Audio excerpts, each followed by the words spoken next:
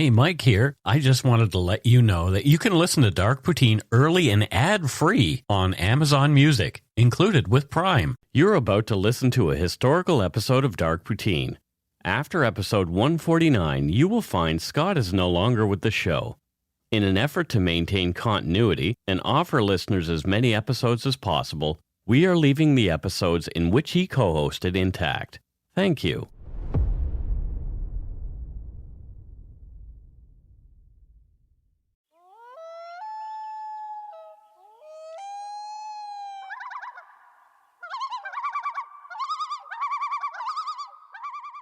Welcome to Dark Poutine. I'm Mike Brown, creator and host. With me, as usual, is my good friend and co-host, Scott Hemingway. Say hello, Scott. Oh, hi, everybody. It's really good to hear you. No. No, they're listening to us, aren't they? Yeah, be heard by you. It's not the other way. Yeah, so we would say it's really good to be heard by you. Oh, it's really good to hear you. Let's move on. Scott doesn't know how this works. Let's move on.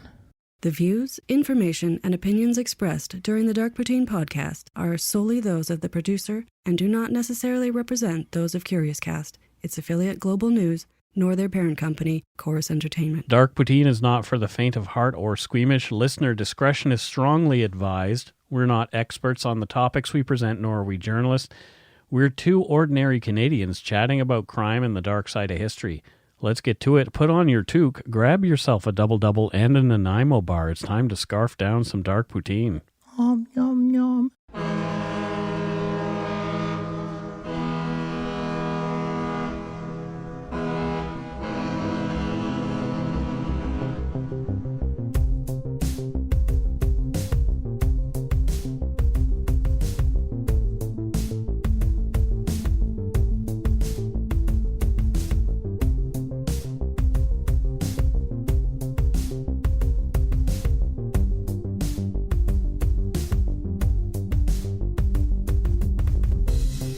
Listeners who feel they are in crisis can contact the crisis text line in Canada by texting HOME to 686868. In the US or UK, text HOME to 741741. You'll be matched with a volunteer counselor who is supervised by a licensed trained mental health professional. Crisis text line is free, 24/7 support for those in crisis. For more information, please go to crisistextline.ca in Canada or crisistextline.org globally. And let's get on with the show. The murders of an Australian man named Lucas Fowler and his American girlfriend Chynna Deese near Leonard Hot Springs, BC in mid-July of 2019 were horrific. Both had been shot. As police were trying to figure out who killed the pair, Leonard Dyck, a much-loved botanist and university lecturer, also turned up dead 4 days later, having been shot to death near Dease Lake. His SUV was missing. The burnt-out husk of a camper truck belonging to a young Vancouver Island man was also found nearby. He and his friend were on their way north for work and had failed to check in with family for days, and now they were considered missing. Yeah, this was a big one at the time, but just a year ago. Although RCMP stated that the murders of the couple and the botanist were not connected at first, it quickly became clear that they were, and the two missing young men were responsible for both. This triggered a massive manhunt and investigation taking place across 4 provinces and 1 territory as Canadians watched events unfold in their news feeds over the next 3 weeks.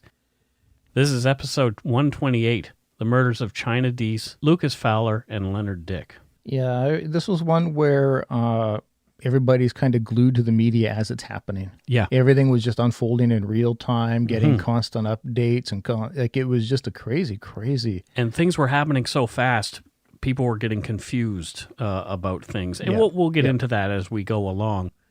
Chynna Noel Deese was 24 years old. She was from Charlotte, North Carolina, and was the youngest of 4 siblings. She had 2 brothers and a sister. She had an infectious smile. Chynna graduated from Myers Park High School in 2013 and then went to college, Appalachian State, where she graduated in 2017, studying psychology and business. Chynna was kind and always thinking of others. As well as being a blood donor, she volunteered at Joni and Friends Family Retreats, a Christian-centered organization for individuals affected by disabilities. Well, that's fantastic. Yeah, she sounded like a nice person. Yeah. Her adventurous spirit inspired her to travel as much as she could. She'd been to 13 countries around Asia, South America, and Europe in her 24 years. Holy crap. She paid for her trips working at non-profits and hostels in many of the countries she was visiting. Her wandering took her to Croatia after college, where she got a temporary gig at a hostel. And it was there that Chynna met a good-looking, tall, blonde, and bearded Australian man named Lucas Fowler. He was from Sydney's Hills District and the son of New South Wales Chief Inspector Stephen Fowler. He went to Ku-ring-gai High School. They both sound like wonderful people. So far, Yeah. according to a BBC article, Lucas Fowler was the fourth child in the Fowler family and grew up loving adventure and the outdoors, riding dirt bikes and camping. Lucas, a year younger than Chynna, was in the middle of a 2-year-long backpacking trip around the world when they met.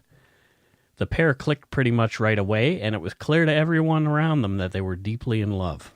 Just living your best life Just right there. living their best lives. Traveling the globe, falling in love, seeing the world together. Like, that's just beautiful. I can think of worse things to be doing with my days, Yeah. you know? Yeah. According to an excellent article about Chynna Deese's life on charlotteagenda.com, the same year that Chynna and Lucas met, they returned to the U.S. and, quote, they drove her father's 1996 Land Cruiser across the United States, taking young love up into the Rockies and through Yellowstone and down to San Diego, where they dropped the vehicle with a friend and then crossed the border and explored Mexico and Central America. Lucas came home to Charlotte with her in the winter of 2018 and lived here for 2 months. He smashed ginger snaps for pumpkin cheesecake and at Thanksgiving wore one of Chynna's grandmother's wool sweaters on Christmas, red with white snowflakes down the arm. It was like one of those ugly sweaters. Yeah, just having a good time. Sure, and they both had these really big smiles, and you could tell that they just loved to be in each other's company. They were just always hanging off each other in every picture that I saw of them. Just like us, Mike. No, that is not the case. Boo. Scott and I do not hang off each other. It is Yeah, Carol, in case you're listening. yuck. A National Post article said, their families expected them to marry and recalled with humor their plan to raise children in Australia for at least 2 years to ensure they had the accent. Right? As we've talked about, it's a great accent. I love the Australian accent. You little bedwetter, Nice lady. get in the water box. Exactly. Again, according to charlotteagenda.com, Lucas's temporary U.S. visa ran out in January of 2019. So rather than head all the way back to Australia and many thousands of kilometers away from Chynna, his girlfriend Chynna, not the place, Thank you for clarifying. he decided to head to Fort Nelson, British Columbia, where he snagged a job at a local ranch. Yeah. Chynna worked for the next few months to join Lucas there for a 25-day vacation in July. They were set to drive around northern B.C. and into Alaska in a beat-up blue 1986 Econoline van that he'd been given by his boss. So this old van, this old beater is sitting there on the ranch, and Lucas put his mechanical skills to work and got it running again. So his boss said, well, I guess you can just have it then. Man, that's something I would want to do. Maybe not do the fixing the van part, but just go drive around in a van. Wow, that's just, you would think of all the places that they have been. They've been to some pretty treacherous places. You would think Fort Nelson would be just like, well, it's just a tranquil. like, think about driving up through that way. There's my God, lots to see. That's for heaven, sure. It's mountains, and trees, rivers. It's beautiful. So Chynna was ready to come here to BC in early July. According to an anecdote told to the Charlotte Agenda by her mom, Sheila, Chynna was already packed and had no room in her luggage for a couple of important items. Quote, Chynna used what little extra cash she had to buy 2 gifts for Lucas, work boots and a blanket with a moose embroidered on it. Oh, my God. I guess I'll have to wear the boots on the plane, Chynna told her mother that morning. Sheila burst out laughing at the thought of her 5'6" daughter flopping through 3 airports between connecting flights in the size 12s. What a sweetheart. Right? You get your What a girlfriend's sweetheart. bought you some boots. Yeah. And she's going to wear them on the plane because she can't fit them into her stuff. Well, and so she's just flipping and flopping. They look like flippers probably and then on she her feet. spent whatever little extra cash she had on gifts for him. Yeah. Which, like, work boots. Like, what? Oh. The couple spent the next week around the ranch. On July 13th, 2019, in a photo shared by Chynna's family with CharlotteAgenda.com, Lucas Fowler and Chynna Deese can be seen in Lucas' van grinning broadly as they left Hudson Hope, British Columbia, on their trip north to Alaska. I could see why they'd be smiling and Right. looking. It would be something I would look forward to. It's a trip of a lifetime. Oh, my you know? God. And it sounded like they had a number of trips of a lifetime Yeah. together. Yeah, but you would just think this is going to be a calm, tranquil, like just nothing but animals and silent. Oh. Yeah. In a 17-minute surveillance video from Sunday, July 14th, the day after the couple's departure, Lucas's van is seen pulling into a gas station. Lucas, his long hair in a ponytail, wearing long pants and a t-shirt, can be seen pumping gas into the two-tone blue van. Chynna, wearing a loose gray t-shirt, cut-off jeans, and sandals, diligently cleans the windows all around the van and then embraces Lucas before she heads inside to the convenience store. Lucas follows her when he's done pumping gas. After a few minutes, they exit the store. Chynna has an armful of road goodies and can be seen drinking from a massive Slurpee.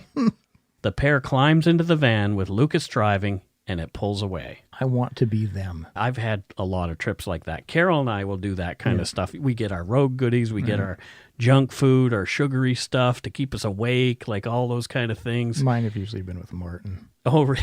Well, anyway, I do mine with my wife. Yeah, yeah, I should try that. But it's just like hearing that. Just she doesn't know she's being recorded. She just wanted to embrace her boyfriend, and it's beautiful. Like she's standing on the edge of the pedestal for the gas pumps because he's quite a bit taller than her, and she's 5'6", so she's as tall as me.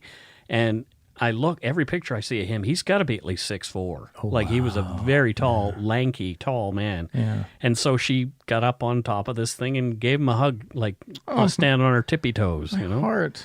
Yeah. From a Vancouver Sun article on the timeline of the events of this story, quote, on Sunday evening, tourist Charles Ray is driving along Highway 97, 20 kilometers south of Liard Hot Springs, when he notices a broken down van. He stops to help. Fowler and Dease tell him they plan to call a tow truck eventually. The area they are stopped in has no cell phone coverage. Ray camps 3 kilometers away and plans to check on them in the morning. Oh. On this day, numerous people stop to talk to the couple and offer help while some passersby contact the RCMP. Oh, hey, there's a van out there. But the people didn't seem to be in any trouble. So. Or distressed. They were like, yeah, we'll get to it when we get to it. You know, Exactly. we'll get this thing going when it's time. Road maintenance worker Elandra Hull drives past the van and notes a man in the middle of the road facing a man and woman who are close to the van.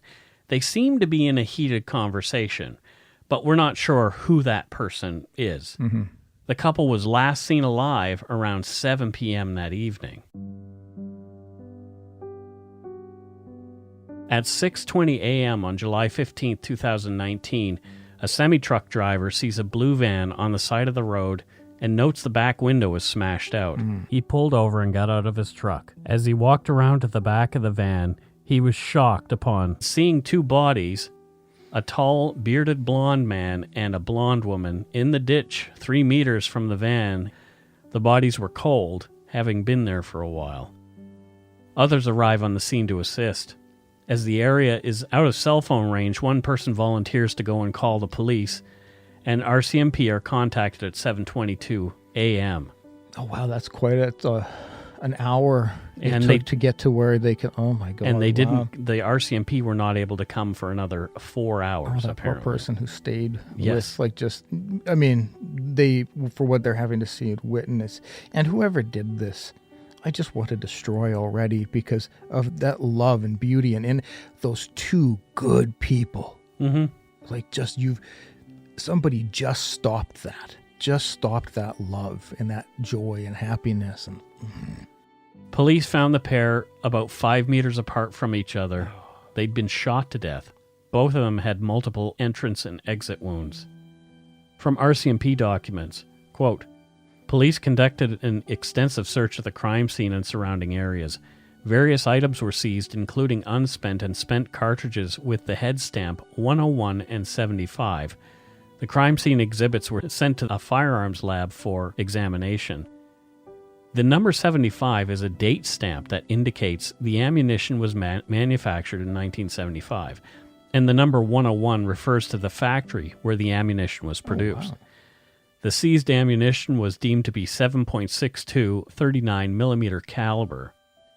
Firearms known to fire this caliber include a firearm commonly known as an SKS, which is a non-restricted semi-automatic rifle. End quote. Yeah, I don't know that one. It sort of looks like an AK-47 knockoff, except it's a little longer. People have always referred to them as an AK knockoff. Yeah. They do kind of look like that, but the stock is a little different, and like I say, it's longer. Okay.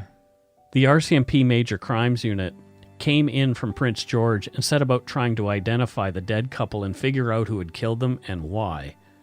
Over the next day, the bodies were identified as Chynna Deese and Lucas Fowler.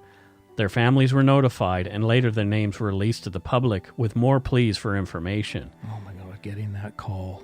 Oh.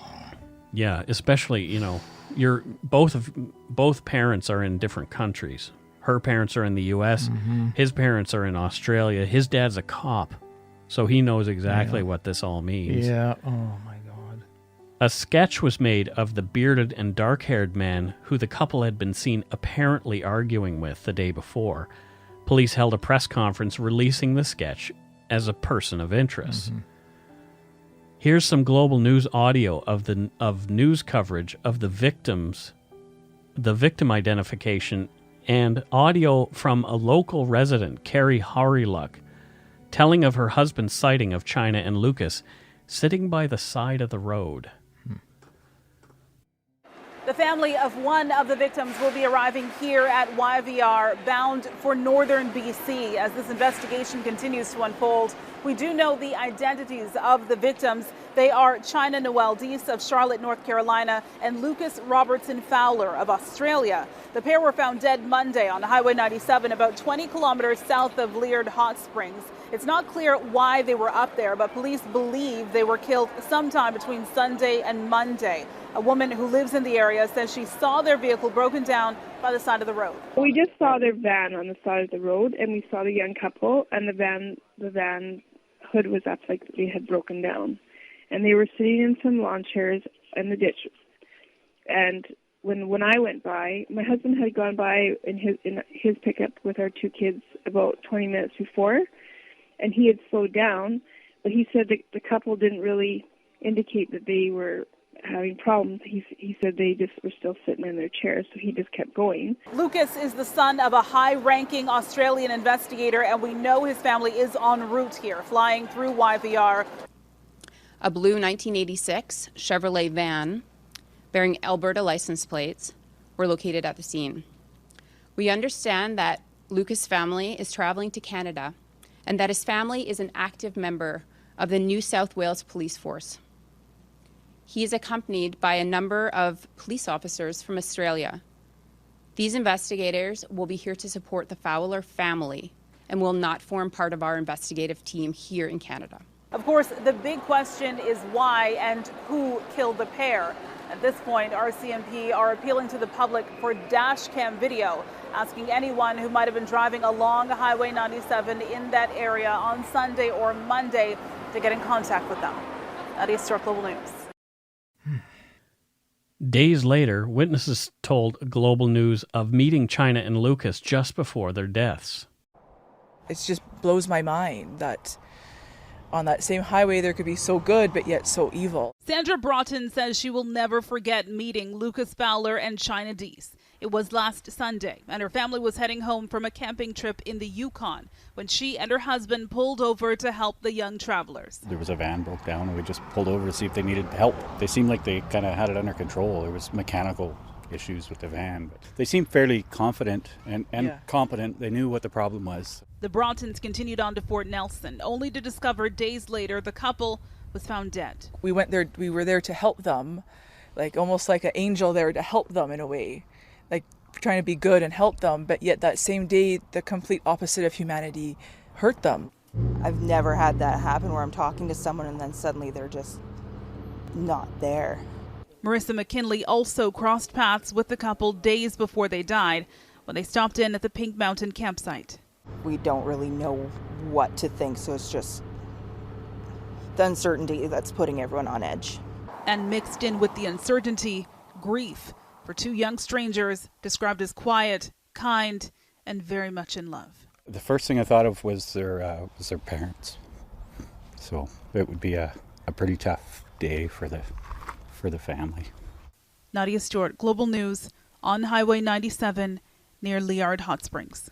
So many people had stopped to try and help these folks, and they were just having a great time. Well, I mean, we got to remember, like, he was competent enough to repair the vehicle to get it going. Yep. To get it for their travels. And so, I'm sure by the sound of it, they said he knew what was wrong, and they were just, we'll take care of it. We're just going to chill. It's just broken down. Maybe we'll just camp here for a bit. You have no agenda. Yeah, I'm assuming, like, it's like we're off to go from here to there. Yeah. And sure, this is a little blip in the road, but we're just chilling out. While we're here, let's chill. RCMP stated that they believe the risk to people traveling in the area was not heightened, nor was it linked to any other crimes that they were investigating at the time. We recognize that this news is very troubling for the entire community and absolutely appreciate there may be concerns for safety in an area that's popular with nature enthusiasts and tourists. This investigation is in its very infancy, and it's not yet clear whether Lucas and Chynna were targeted or if this was a crime of opportunity. At this point, we have nothing to indicate that their deaths are linked to any other active and ongoing investigations in that area of the province, or that there's a heightened risk to public safety because of this. Our investigators will consider any and all information carefully as this investigation unfolds. Who am I to tell the RCMP what they should do? They're way more qualified to know what to do than I am. My reaction, though, is, two people were murdered on seems senselessly shot. Not from this area. But part of the mandate is probably not to incite fear. For sure. Absolutely. Yeah. I completely agree. But I don't know. I would think that it'd be like, just if you're in the area, just be safe. Yeah. Because, it seems senseless and random. Totally. But again, they know a hell of a lot more than I do. So Me too. Yeah. From RCMP documents, speaking of them, on July 19th, 2019, an autopsy was performed on Fowler and Dease. The pathologist concluded both of them had died of multiple gunshot wounds. It appears that the shooters stood behind the victims for at least some of the shots. Disgusting. On Friday, July 19th, 2019, at approximately 7:19 in the morning, 60 kilometers south of Dease Lake. Not far. Well, actually, it's quite a ways. It's 460 kilometers away from the first crime scene. Oh, okay. I was just going by south of Dease Lake. Okay. Yeah. Sorry, my bad. I jumped the gun. Yeah. So the RCMP responded to a vehicle fire there on Highway 37. When they arrived on the scene, they found that a truck was completely burned, and we've got a picture of it here on the screen. Yeah. You'll be able to see it on darkpoutine.com. So responding officers found a burnt license plate belonging to this truck and determined it to be from a Dodge pickup truck of the make and model, which was now smoldering just off the road. And it was registered to a 19-year-old man named Cam McLeod, and he was from Port Alberni, British Columbia. Okay, so it's 460 kilometers from where the first crime scene was. And so, that is a good chunk. That you're looking at a solid 4-5 hours of driving for that, if easily. not more. Yeah. So, yeah. And not only that, it's 4 days later. So a lot has could probably take place within 4 days. These are important things to note. Yeah, so you don't, as a police officer, you think, okay, a burning truck, probably not related to a murder that's happened. Two very different crimes, quite a distance apart. Yeah, it's it's not like it was, and 7 blocks away they found this burning truck. No. So it's, like I say, almost 500 kilometers away and 4 days later. Yeah. From RCMP documents, quote, on July 19th, 2019, at approximately 8:29 a.m., a highway worker stopped and advised the Dease Lake RCMP officer at the burnt truck scene about a deceased male he had just located approximately 2 kilometers south. The deceased was an older male, and he did not match the physical descriptors of Cam McLeod, the owner of the truck. Okay. The deceased suffered injuries to his head and body, including bruises and burn marks. Oh. Initially, the cause of death was unknown, and this is in parentheses. The police are not releasing further details of the injuries out of respect for the deceased's family and not to further victimize them. Oh, wow. So things had been done to that person. Yeah. If it's so bad that they don't want to speak to it, I can understand wanting to spare the family. E Division Major Crime Unit was deployed to support the Dease Lake RCMP. So they came from all the way from Prince George. And the North District Major Crime Unit was also there. So there's a lot of police officers involved in this. Police did not know how the deceased male was connected to the vehicle fire or the missing registered owner. As a result, a search warrant was drafted to search the burnt truck. And I didn't realize that. I guess if it's someone else's property, you need to make sure that you have a search warrant. But I thought if probable cause. Yeah, and I thought just like if somebody's home, like you need a search warrant to enter a home. Yeah. But if you see a crime happen, an officer can enter if... I am unaware of the Canadian laws around that, but it's interesting. This is the first time I've kind of seen this. Where you needed a search warrant for a burnt truck. Yeah. Maybe it's because they know whose truck it is whereas if it and was he's not around. Yeah. Yeah, and whereas if it wasn't... he hasn't committed any crime, right? Interesting. That they're aware of. So Canadian lawyers or law enforcement officers, please hit us up. Let us know. Or it seems to me like they're crossing T's and dotting I's. Mm-hmm. You know what I mean? Just to make sure that everything's above board and something doesn't fall apart later due to an illegal search. Yep, absolutely. Late that day, a family member of Cam McLeod told RCMP that he and his friend, 18-year-old Briar Schmigelski, left Port Alberni on Vancouver Island on January 12th, 2019, telling their families that they were on their way to Whitehorse in the Yukon to work. Okay. The two young men had been seen in McLeod's red and gray Dodge pickup with a camper on the back, traveling south from the Super A General Store in Dease Lake at around 3:15 the day before. So they were going the wrong direction if they were going to Whitehorse. Yeah, because that's north. Yeah, right? So something's not making sense.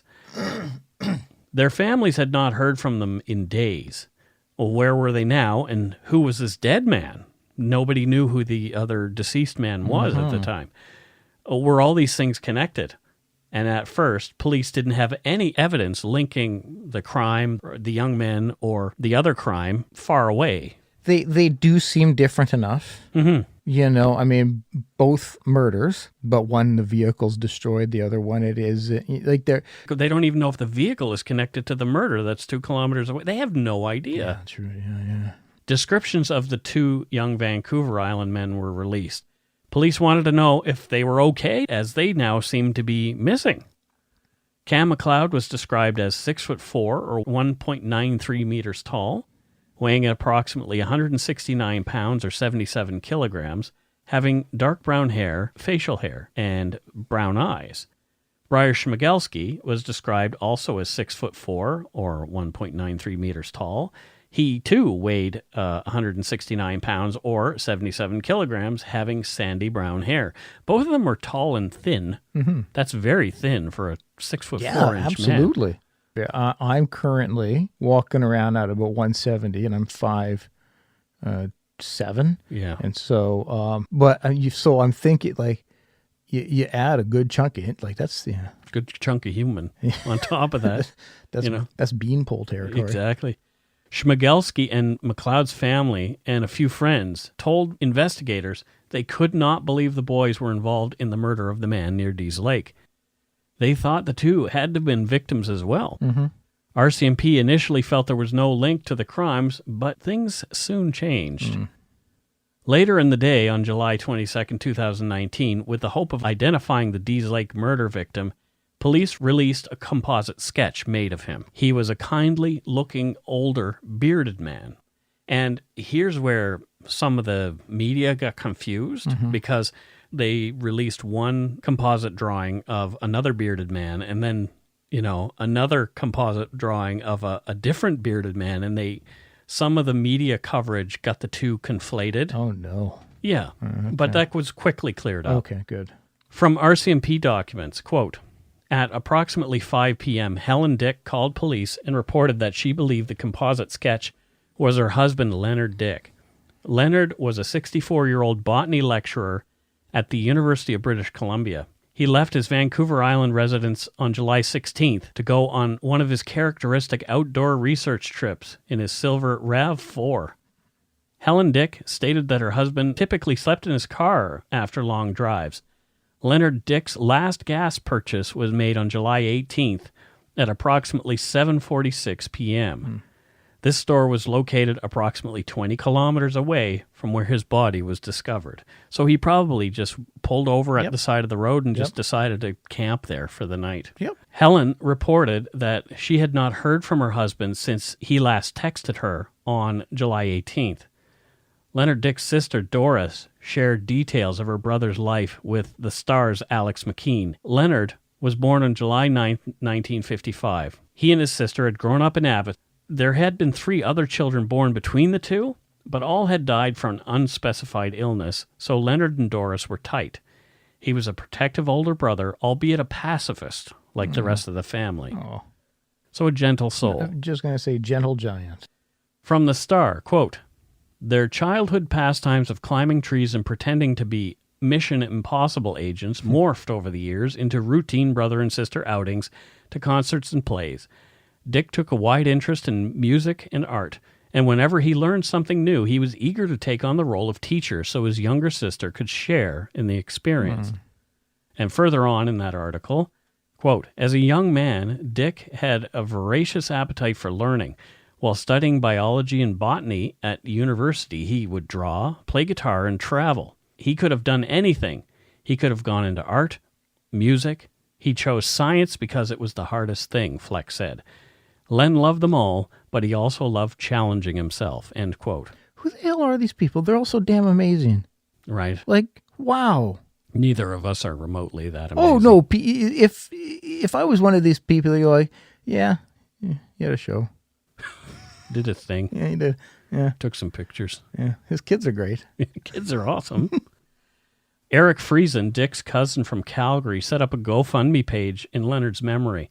It provided some more details about his life. Quote, he leaves behind his wife of 30 years, Helen, and their 2 sons, Ben, 22, and Philip, 19. The 64-year-old sessional lecturer in botany at the University of British Columbia was killed near Dease Lake in northern British Columbia. This became the last of Len's many sojourns into the remote countryside he loved. Soft and thoughtfully spoken, Len was blessed with many gifts, a wonderful tenor voice, music abilities, artistic endeavors, and a keen intelligence. He studied at UBC, first applying himself to marine biology in his Bachelor of Science. He then pursued botany and the study of plant life, and spent 2 decades in the study of seaweed, its perils, and persistent survival, obtaining his master's and PhD. He wielded his knowledge with a dry wit that endeared him to his students and peers, end quote. I want to go for a coffee with this guy, is what I'm thinking. But you can't. Yeah. No one could figure out why anybody would want to murder such a great guy. Mm-hmm.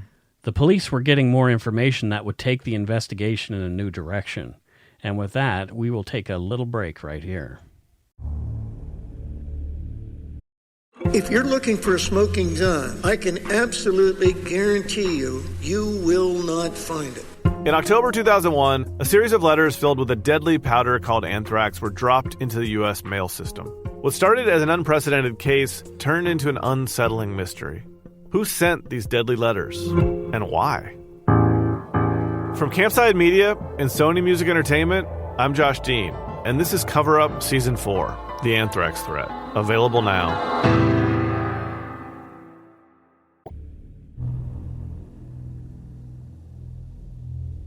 And we're back. Thoughts so far, Scott? Yeah, just what I was saying. Some great people. Mm-hmm. Some really wonderful people that I think any one of us would have loved to have spent some time getting to know. Right. Early in the afternoon on July 22nd, 2019, after hearing of the search for Cam McLeod and Briar Schmigelski and the details of the murders, a witness came forward providing a statement to the RCMP. The witness knew McLeod and Schmigelski and believed that they may have been involved in the murders. This conflicted with the original witness statements from the people who knew the pair. So that's interesting because thus far it appears that there are 5 victims. Right. 3 murdered, 2 missing. A search of the burned truck also turned up a burnt metal ammunition container. So thank goodness for the search warrant that they got. Mm-hmm. Even though it was badly burnt, the numbers 7.62 and 1975-101 could be identified on the top of the canister. Furthermore, multiple burnt ammunition rounds with head stamp 101 and 75 were seized from the truck. Police also seized a gas nozzle from a jerry can near the burnt truck. So, yeah, ammo made in 1975, facility 101. That sounds like, I would imagine in 2019, that's pretty rare. It'd be very rare. Yeah, that's not common ammunition. And probably the right amount of them were missing. Yeah, exactly. Yeah. RCMP held a press conference to inform the public of the latest developments. Here's some audio. Today, I'm here to request public assistance in locating suspects in connection to the Northern British Columbia investigations. As a result of the information and the appeal to public that we made yesterday in connection with the Dease Lake investigation and the disappearance of Cam McLeod and Briar Schmigelski, we were able to confirm new information and issue a new plea. For the past few days, investigators have been focusing their efforts on locating Cam and Briar, given that their vehicle and camper had been located on fire and the 2 were considered missing. We have also been working to identify a man whose body was discovered deceased 2 kilometers south of the vehicle fire at a highway pullout. Investigators have also been able to confirm that Cam McLeod and Briar Schmigelski have left British Columbia and have been spotted in northern Saskatchewan. We believe that they're likely continuing to travel. Though we don't have a possible destination, we can now confirm that they were last seen driving a gray 2011 Toyota RAV4. The missing RAV4 belonged to Leonard Dyck. It appeared as though the fugitives had switched vehicles from their own and burned it to cover up the evidence. Given these latest developments, Cam and Briar are no longer considered missing. The RCMP are now considering Cam McLeod and Briar Schmigelski as suspects in the Dease Lake suspicious death and the double homicide of Lucas Fowler and Chynna Deese. We're asking for the public, if you spot Briar or Cam, consider them dangerous. Do not approach, take no action, and call immediately 911. Wow. Yeah, so I mean, already my recollection of all of this happening was that it was all relatively close. And so I was always like, why didn't the RCMP? But as I'm learning more, the distance and territory, it's like, okay, it's all, a lot of the judgment I may have had at the time is dissipating. So that particular press conference that we just heard took place on July 23rd. Okay. From RCMP documents, quote, on July 12, 2019, McLeod and Schmigelski left the residence in Port Alberni, British Columbia. On the same day, they legally purchased one SKS semi-automatic rifle and a box of 20 rounds of Winchester 7.62 39mm ammunition using McLeod's possession and acquisition license at Cabela's in Nanaimo, British Columbia. Okay. Police were able to piece together a timeline for McLeod and Schmigelski using bank card usage and scouring 41 days worth of surveillance footage from along their supposed route prior to their becoming suspects and after they were in those 3 murders.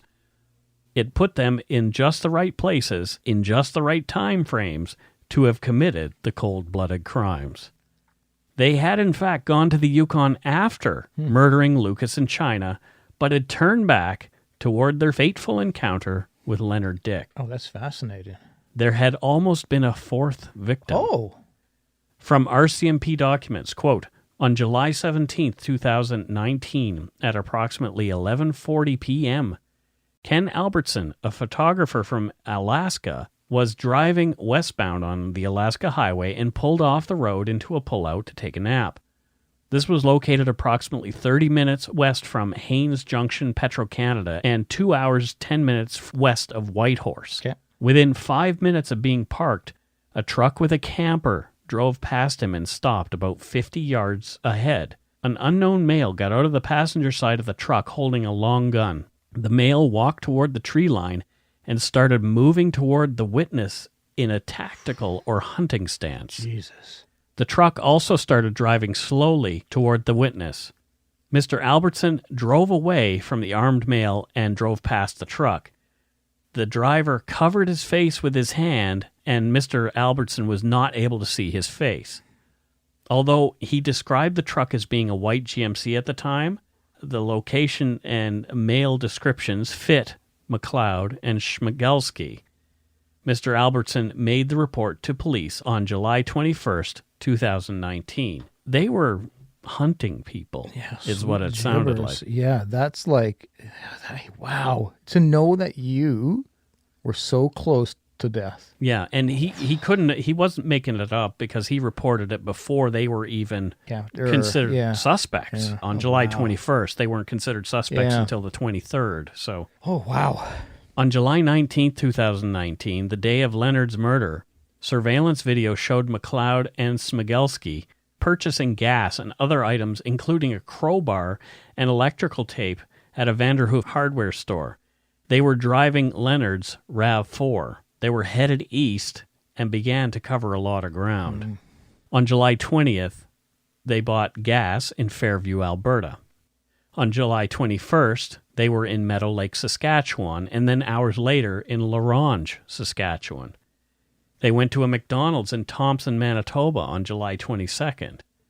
From RCMP documents, quote, on July 22nd at around 2:30 p.m., a band constable from Split Lake, Manitoba was at a check stop near the entrance to Split Lake on Highway 280. A silver SUV was coming from the direction of Thompson and drove past the band constable but stopped eventually. The band constable dealt with the 2 males and allowed them to continue on their way. He had no idea who they were at the time. The following day, the band constable realized both males were McLeod and Schmigelski. Can you imagine? And here, if I'm surprised that he is still alive, to tell you the truth. The only thing I can think of is, and maybe it's speculation. Maybe it's what you get into, but I can only it's complete speculation. But perhaps that was where they were wanting to be, and knowing that if they kill the officer, that could attract more attention, give up where their location is. Exactly. Yeah. Yeah, that could be it. They could have left him alone so they didn't leave a trail of more carnage. Yeah, and an officer who's not reporting in is quickly going to generate some attention, and it's easier to track down an officer. Also on July 22nd at 4:12 p.m., McLeod and Schmigelski purchased gas at a business in Split Lake, Manitoba. On July 23rd at around noon, and this is when it was being told that they were suspects, Major crime investigators learned that a burnt RAV4 was located in Gillam, Manitoba on July 22nd, 2019. So... With their MO, burn, kill vehicle occupant, take vehicle. Well, this RAV4 was the one that belonged to Leonard Dyck. Yeah, who's dead. Yes. Yes. So on July 24th, Briar Schmigelski's dad, Alan, talked to the press about his son, saying they were regular kids. Here's some audio as he gives his perspective. Oh, I mean, I'm curious to hear. They hung out all the time.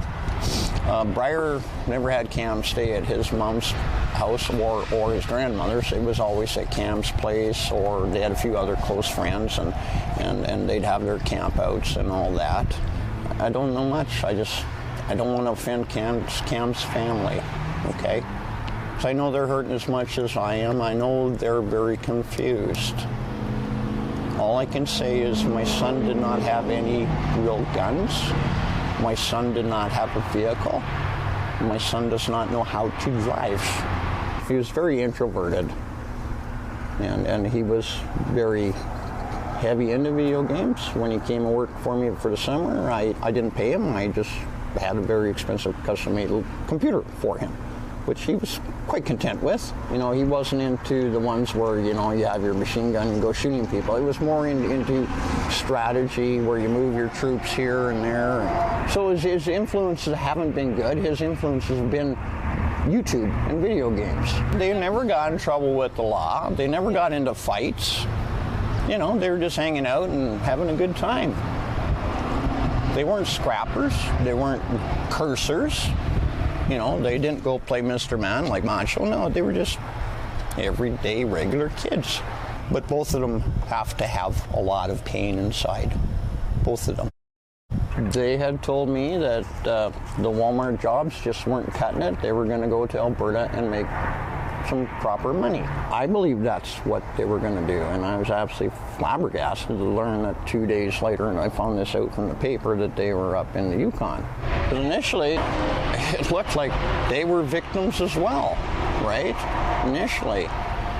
And it's really tough for me to see in the paper today photos of them alive and well in Saskatchewan. So I know they're not lost in the woods. That's incredibly hard to deal with. A normal child doesn't travel across the country killing people. A child in some very serious pain does. Mounties are going to shoot first and ask questions later. Basically, he's going to be dead today or tomorrow. I know that. I would say,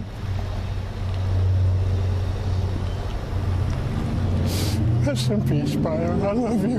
I'm so sorry all this had to happen. I'm so sorry that I couldn't rescue you.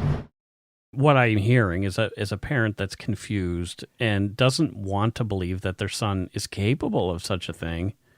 I find his way of speaking interesting. I find that he initially was as if he's telling a story, not so much talking about...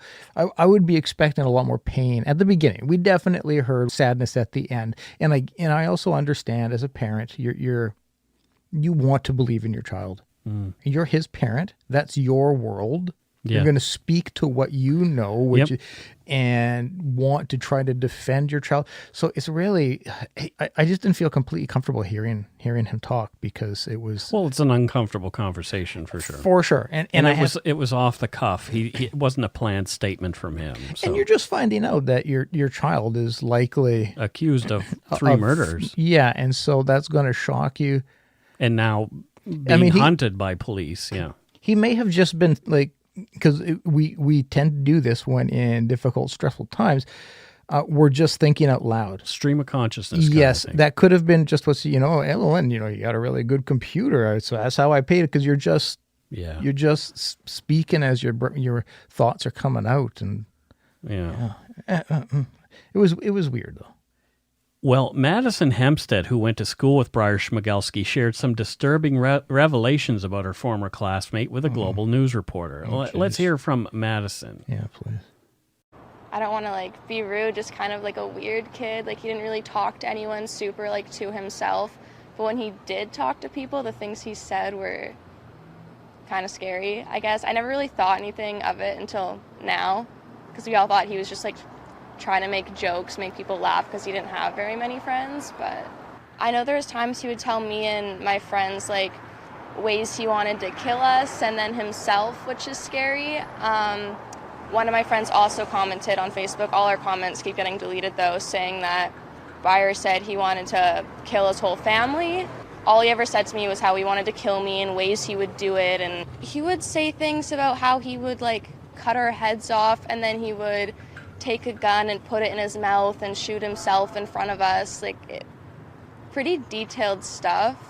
But I don't know, at the time we just thought, oh, he's trying to be funny. I don't. And then I was like, well, that's really sad, they're missing. And then a few days later, people were like, oh, they're suspects. And then I just remembered everything that he said. I totally forgot about everything. When you know someone, it's kind of hard to believe they could do something, but all the parents are saying oh, it's not them, they have such a bright future, they look like good kids. People are they don't look like they'd be a criminal, but what does a criminal look like? Anyone could have done anything, and I don't know, it's sad if it is someone we knew and grew up with, but could be anyone, I guess. I know my friends who have had the same experiences as I had with him, they're all kind of scared about it. And no one really wants to say anything either because they're scared. I don't think there's anything to be scared of here. I guess he was saying it to a lot of people. We probably could have went and told a teacher, told someone. Because now, looking back, it seems like he obviously might have had some issues himself, and we probably could have tried to help him. But I don't know, at the time, it just didn't seem like anything. Holy shit. Right? I think, if your girls came home and told you that somebody was talking about shooting themselves or cutting their heads off, and then shooting himself in front of them, which doesn't make a lot of sense because you've just cut their head off, so it's not like they can... I know it's not. Yeah. But, yeah, I'd say, let's call the popo. Yeah, or something. Yeah, but you know what? She sounds like she's got a good head on her shoulders there, right. And yeah, you're not going to be wanting to think, well, this person I know is probably going to be a murderer. No, you're gonna, it's not how we're wired to be okay, this person's eccentric, but that's always the exception. Yeah, the people are not just. Everybody is not a murderer. The murderer is the exception. Yeah, usually. Well, I hope to hell. So, but yeah, it was just, man, it would be weird to, if you've I've hung out with that person, knowing that person, and yep, all that crazy shit that they had said they were going to do, they did. Yeah, they went and did it. Jesus. The search for the suspected murderers was focused in Gillam, a small remote community of about 1,200 people over 1,000 kilometers north of Winnipeg, near Stevens Lake. Somehow, the two young suspects were able to elude police for days, even though Gillam was a, quote, close-knit community where everybody knows everybody, according to one woman from the area. Here's some audio from a Global News report filed on July 27th, a full 4 days after the two men vanished. The Gillam mayor can be heard talking about how citizens in the town were dealing with the manhunt. Yeah, small town. For the fourth day in a row, helicopters, drones, and dogs have been scouring the area. Search teams that had been out deep in the bush and around bogs and near the train tracks far away from Gillam appear to be moving much closer to town. Some individuals are locking themselves in their house and staying secure that way. Others are just traveling in groups and staying safe and staying vigilant to the area. So it's a different mishmash of how people are taking this on. Dwayne Foreman is hoping with all of the RCMP personnel searching for Cam McLeod and Briar Schmigelski, this manhunt will end soon. But while police said Thursday they thought the suspects were in the region, the Mounties wouldn't say that Friday. So it's back to an old-fashioned police tactic. Over the next 72 hours, investigators will conduct door-to-door canvasses in the town of Gillam. and Fox Lake Cree Nation in hopes of generating new tips and information. There are numerous challenges when it comes to finding these two fugitives. Gillam and neighboring Fox Lake First Nation covers a huge swath of land in Manitoba's north.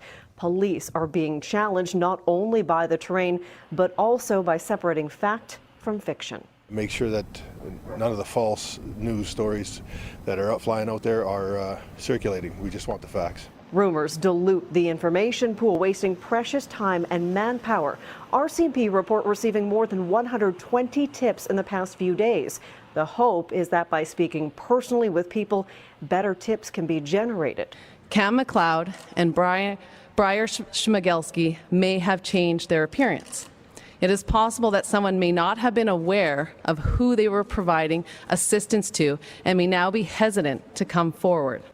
The men on the run are wanted for 3 murders in BC and could be anywhere, in an abandoned shack deep in the woods, or as some experts say, they may be closer, having to search for provisions.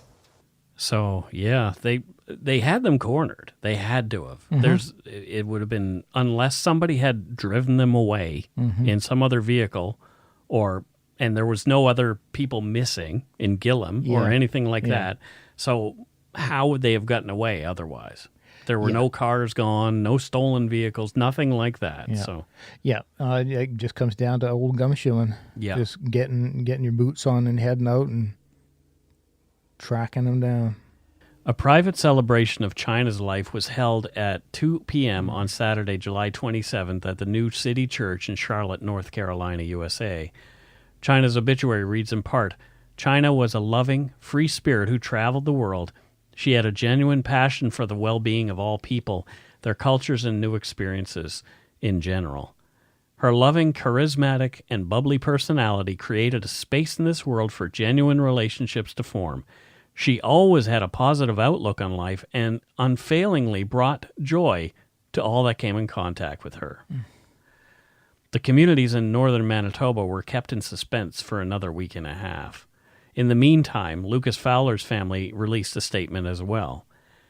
To our dear family and friends, we have lost our dear Lucas Fowler, son, brother, grandson, and friend in the most terrible of circumstances. To lose someone so young and vibrant, who is traveling the world and just enjoying life to the full, is devastating. To know his beautiful girlfriend, Chynna Deese of Charlotte, North Carolina, also lost her life in this violent event is too cruel. All our love and best wishes go to Chynna's family and friends. We are now traveling to Canada to be with our boy and bring him home. Our deepest thanks for all your love and care. At this stage, we can only move forward a minute at a time, and those minutes are moving so slow. Please share this post with all people who may have crossed paths anywhere in the world with these beautiful young people. Oh, my heart. Yeah. Yeah. From RCMP documents, quote, on July 29th, police located several items belonging to the suspects in the Sundance area, including hundreds of rounds of ammunition from a number of scenes. This led investigators to focus on locating additional evidence within the area. August 1st, McLeod's backpack was located containing a full box of ammunition as well as his wallet with his identification, and then some clothing. On August 2nd, 2019, police located a damaged boat along the Nelson River. I remember that very well. Yeah, same. But this now turned out to be completely unrelated. Really? Yes. Oh. August 4th, 2019, an underwater search was conducted where the boat was found. The search did not uncover any additional items linked to the suspects. So they thought maybe these guys had taken a boat, you know. At the time, it seemed a surety that's what the boat was related to it. On August 7th, 2019, police located 2 deceased bodies approximately 8 kilometers away from the burnt RAV4. Police seized 2 SKS semi-automatic rifles near the deceased males and 2 spent 7.62 39mm cartridges. These rifles were examined by the firearms lab, and they were determined to be the same guns used in Fort Nelson and Dease Lake. Oh, there we go. One of the 2 guns was determined to be the same gun purchased by McLeod and Schmigelski at the Vancouver Island business. Interestingly, the other gun, they didn't know where it had come from. Did they ever find out? Not that I could find. They may wow. have. I may have missed it in my research. But initially, they did not know where this other weapon had come from. So interesting. Yeah. Police recovered a digital camera where the bodies of the two were found. The camera contained 6 videos and 3 still images. In the videos, McLeod and Schmigelski took responsibility for all 3 murders. They also described their intent to commit suicide and their wish to be cremated. These videos do not contain any information regarding the motive behind their actions, nor do they provide specifics regarding the murders. Forensic analysis to date has been unable to determine the exact date and time when each of the videos and still images were taken, and the digital camera has been identified as Dyck's. So it was Leonard Dyck's camera. Mm-hmm. The RCMP Behavioral Analysis Unit, BAU, conducted a review of the videos of McLeod and Schmigelski. BAU is concerned with a behavior called identification, which is considered a warning behavior in the context of threat assessment. In that, the videos may influence or inspire other individuals to carry out a targeted act of violence, essentially creating copycat killers. In BAU's experience, those who commit mass casualty attacks are heavily inspired by previous attackers and their behaviors. So, RCMP decided never to release those videos to the public. Yeah, I support that. There's obviously, with many of us who follow this genre, true crime, there's curiosity. Yeah. But my curiosity doesn't supersede the needs of the family, doesn't supersede the needs of the police, and so I absolutely support their decision to let the professionals handle it and glean what they can from it and analyze it. The rest of us don't need to. Well, one person wanted to see those very badly. Oh, really? That was Alan Schmigelski, Breyer's dad. Okay. He wanted to see what his son had to say before he committed suicide. Okay. And Schmigelski spoke again with Global BC's Sarah McDonald. And we'll make a link to the entire 8-minute interview available in our show notes, but here are some highlights of what he said to her. We have 5 deaths here. This is all preventable. And with this being an international story, right, we have people from around the world that are deceased. We have the whole world wanting to know what's going on. I know you want to ask me about the video, but I still have a non-disclosure, and I still haven't told anyone. I haven't known what to feel since this all started, okay? He wasn't healthy. He was skin and bones. He was abused, he was neglected, he was failing to thrive. I just don't want any other parent to have to go through this. I don't want any other kid to have to decide his only option in life is to go on a trip like this, okay? I don't want this ever to happen again. Every day it's been awful news. Every day. I think the big question that a lot of people who don't know Breyer are asking is why. And as his dad, is there anything you want the public to know about what perhaps... He lost hope. He lost hope, okay? I mean, the Breyer that the public knows, that's not the Breyer that you know. No. The Breyer I enjoyed company. He was very intelligent, very active. He had disabilities. We shouldn't have had to go on news and say, we're going to take this to litigation. Right?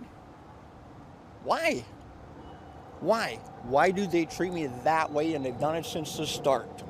It wasn't till a week later that RCMP actually came and talked to me. Why?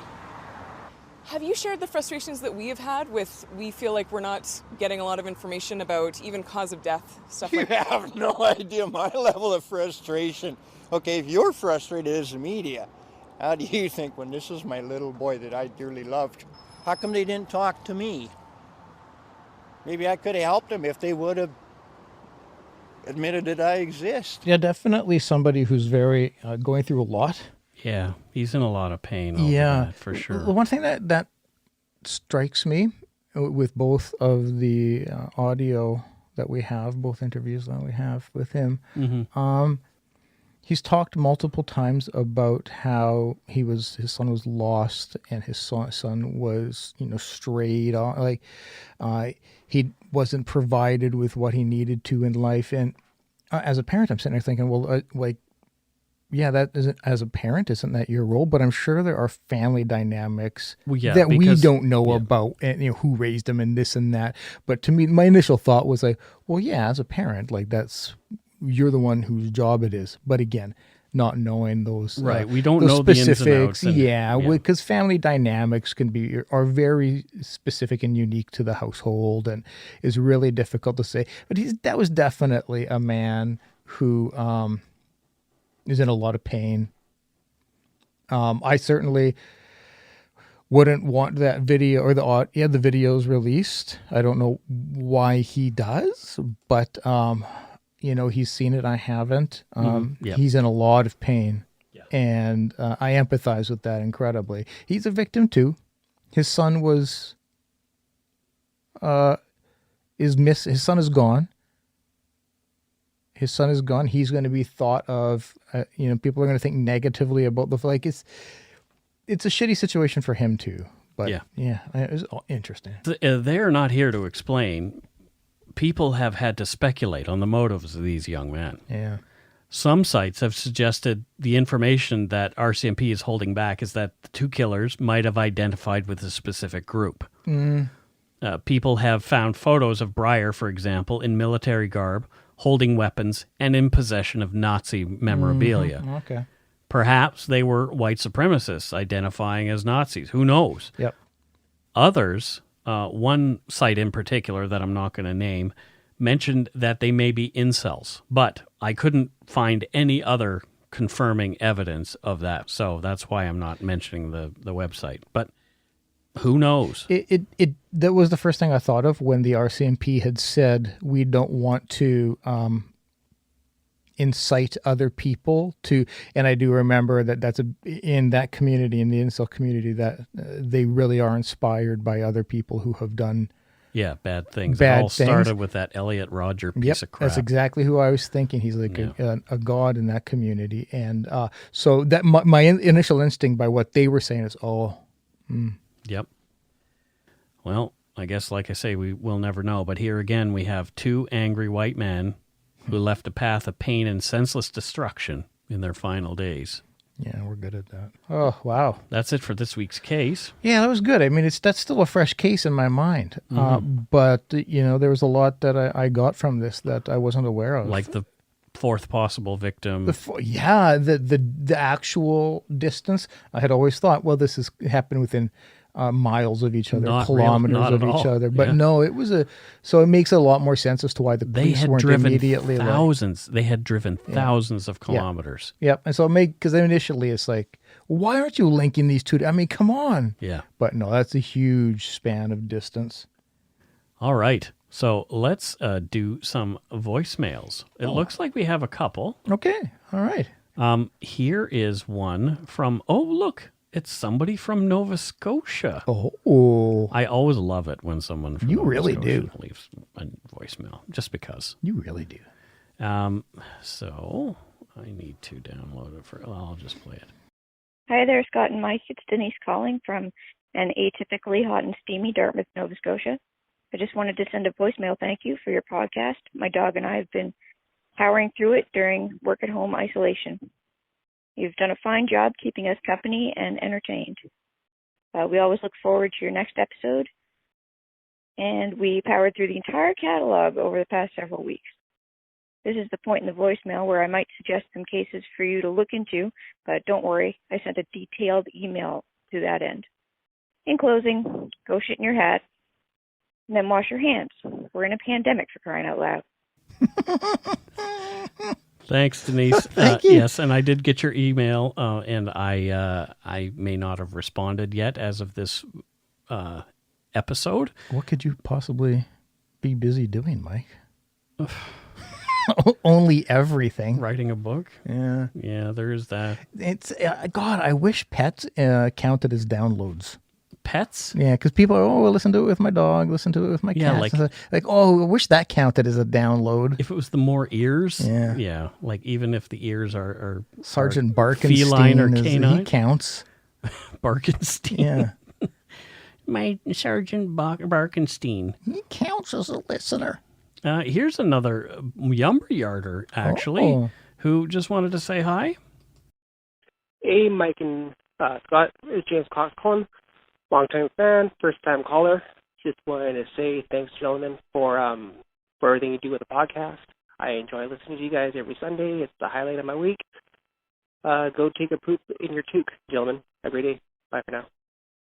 And that was James Cox. Yeah. He's active in the lumber yard. Yeah, he definitely is. So right on, James. Thanks for leaving the voicemail. Thank you so much. Much appreciated, and sir. I'm really sorry that we're the highlight of your week. Yeah, really. Yeah, well, But thank you.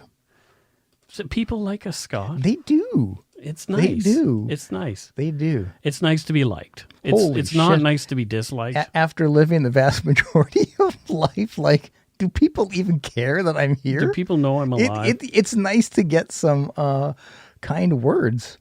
Hello, anybody? I exist. Hello. Oh, boy. And now there's people saying nice things. So there you go. There's our 2 voicemails for the week. We'll take it. We will take it. There were very kind, supportive voicemails. If you want to leave us one, you can do so at 1-877-327-5786 or 1-877-DARK-PTN. And we're not singing this week. Enough of that crap.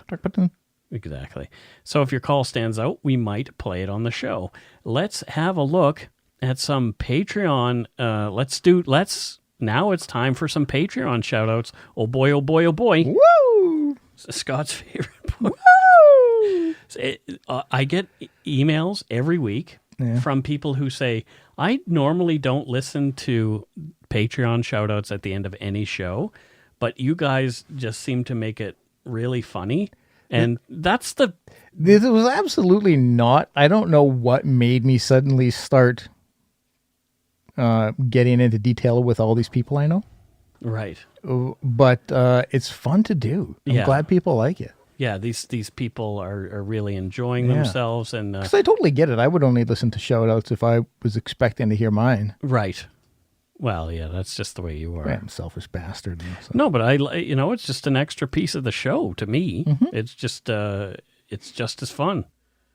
Here we have one. Our friend Sally Norris upped her pledge. Oh. And she's from Weymouth in Great Britain. Oh, that's I'm going to assume, a beautiful place. It probably is. Yeah. Do you know what she does there? A potato peeler. Good. Yeah. Yeah, there you go. Because they eat a lot of potatoes. Next we have Lenny Bright from Wichita, Kansas. What a name. Lenny Bright. Not Lenny Dim, Lenny Bright. No, what a great name. Yeah. And what does Lenny do? Oh, take a guess. Guess what? I'll tell you. Light bulb installer. Manufacturer. Oh, okay. Fantastic. Yeah. That's very, great. very. He actually changed his last name to Bright just because he's so passionate about what he does. Oh, very cool. Yeah. Very. I'd say. This one is a little weird. Yeah. Okay. Great. Netta and the Moose. Yeah. They have up their pledge, and Netta and the Moose are from Kristiansand in Norway. Holy crap. Mm-hmm. Do they have mooses? Meese in Norway? I'm pretty sure they do. Well, yeah, wow. A certain type of moose, apparently. Yeah. Sounds like it would be a band. So what do you think Netta and the Moose do? Horticulturalist. But what about the Moose? Also a horticulturalist. Oh, they do it together. It's tandem horticulturaling. Fantastic. Yeah, they do it together. They've been partners for a very long time. When I say partners, I mean friends and partners in business. But yeah, they're great pals and loving their horticulture. There you go. Mm-hmm. Next we have Morrigan. Morrigan. And I don't know where Morrigan is from. Sawtooth National Forest. Oh, interesting. Yeah. Where is that? Idaho. Mm-hmm. Interesting. I drove through the top of Idaho. Did you? Did you go? Did you see them? I did not. Oh. I was not. It's in Sawtooth National Forest, I don't believe. I didn't notice if I was. You may have. You may have. So what does Morrigan do? They're lumberjack and Jills. Morrigan? Because I don't know. Oh. Yeah. So okay. Yeah, fair enough. It's a lumberjack person. There you go. Yeah. It's solo lumberjacker. Yep. Yeah. No help, no assistance. Uses an axe, and it's I don't want to be like, I want to tell somebody how to do their job. They just use one of those little hatchets, which is just bloody time consuming. Yeah. But So and they like drag the tree themselves to the lumber mill, and it's yeah. But they charge a lofty price for those trees. There you go. Next, we have Heather Brown from Tilghman, Maryland. Tilghman, Maryland. Yeah, and good old Tilghman, they say. Yeah. So that's what they say. Okay. Yeah. And what does she do in Tilghman? Mail person. Mail person. Yeah. Oh, so she's delivering the mail. Yes. Yeah, that's nice. Yeah, it's a good through sleet and snow and yeah. Well, yeah. They wish not the snow, but Yeah. it's a good gig, man. It's you've got a long career. Mm-hmm. As long as there's mail, it needs to be delivered. There you go. Am I right or am I right? You're right. Yeah, exactly. Bridget Kane from Fountain Valley in California. Didn't we have that? Yeah, well, I was just going to say, there's a lot of fountain places. I thought we had a Fountain Valley last week, but maybe somebody told a friend. Could have been. Mm-hmm. It could have been. Could have been. There you go. Yeah. So I don't know what Bridget does in Fountain Valley. Bridget is a stay-at-home pet owner. Okay, fair enough. Yeah, there you go. Yep. Yeah, she doesn't. They don't have children. They just that household doesn't have children. Yep, one. Oh, okay. One. Pet. But what kind of pet is it? Kinkajou. Oh, a kinkajou. Yeah, they require a lot of attention, constant attention. And so, if somebody in the household is going to be working, you should not get a kinkajou. And so that's just dedicated to just the kinkajou. She's the kinkajouiest. Yeah. Whoa. And the kinkajou's name is Schmitty. Schmitty the kinkajou. Yeah. Yeah. Well, there you go. Thanks, Schmitty's mom. Yeah, thanks, Schmitty's mom. Next, we have the person who does our books. Oh. For us. Her name is Kathy Lemanis, and she is back as a patron. So I know what Kathy does, and she lives in Burnaby, so I know that too. Okay. Yeah, she's a good buddy of mine. We've been friends for 20-odd years Holy now. crackers. Yeah. Wow. And she helps me to struggle with the taxes and all those kind of things that we have to do. Numbers. All the numbers. So thank you, Kathy, for all the numbers. And Kathy is actually, we mentioned her in our episode about the murders along the Highway of Tears recently, because she is the cousin of one of the victims. Yeah. So thank you again, Kathy. Thank you, Kathy, for the numbers. And how about this for a call out from a place we talked about this week? Sarah Sikis from Whitehorse. Oh, yeah. Yeah, in the Yukon. Yeah, it gets cold up there, dude. Well, yeah. I had a girlfriend a long time ago. She was moving here from there. Yep. And it was like minus 40. Wow. With a minus 40 wind chill. Wow. She's like, so it's minus a million. Yeah, she was like literally your pants freeze. Feels like an ice cube. Yeah. Jesus. So here we have, lastly, for as far as Patreon goes, we have Virginia or Gina Day from Austin, Texas. And she's up her pledge for us. I do want to go there. I do, and I have not been to Austin, although that is where CrimeCon is next year. Whether we go or not is a different thing. Depends on how the international travel thing works. Yeah, and how many of you continue listening to us. So please continue. Please, please, please. Exactly. Get your friends. And I have family in Austin, Texas. You do? I absolutely do. So chances are good. I don't. No? No, I don't have family in Austin, Texas. So there you go. Yeah. That's it for Patreon. But anyway, interestingly, our friend Sally Norris decided to send us more donut money. Wow. Sally seems to love us, and I appreciate it. She we sends love Sally, 2 donut icons and says, "Many thanks as always, Sally N. I'm literally speechless. What a terrible week for the entire planet." Yeah. Things have not been fun.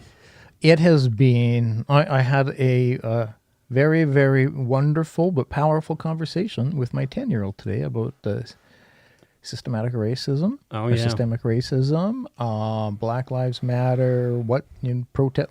We had some pretty powerful conversations, and my 10-year-old was shocked by the world.